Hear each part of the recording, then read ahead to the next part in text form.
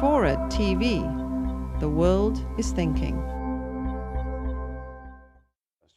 You're saying that the bottom quintile, say 20%, the 20% poorest American citizens are disproportionately hurt. And they're actually hurt. That's in absolute terms, they're worse off than they would be if we did not have immigration.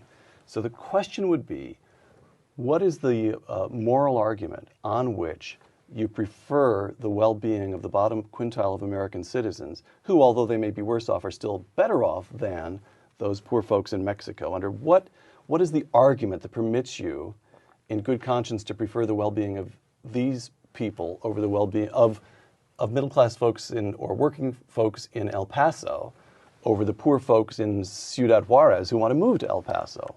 It's called patriotism.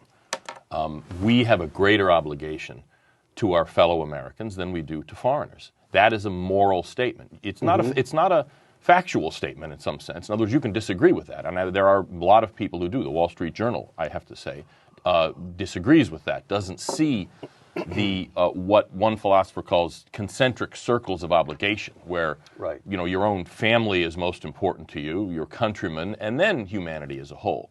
We have to have priorities.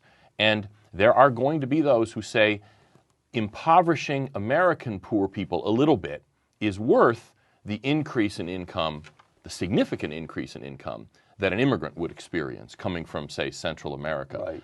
My answer is no. I mean, this is a political question, and my contention is I have a greater obligation to my fellow countrymen than to foreigners. And if we have that debate, I'd love to have it, because the supporters of expanded immigration and effectively open borders are very seldom going to be explicit in saying they have no greater obligation to somebody in Bed-Stuy or South Central. But that is central to what's going on here. It is clearly central to what's going on.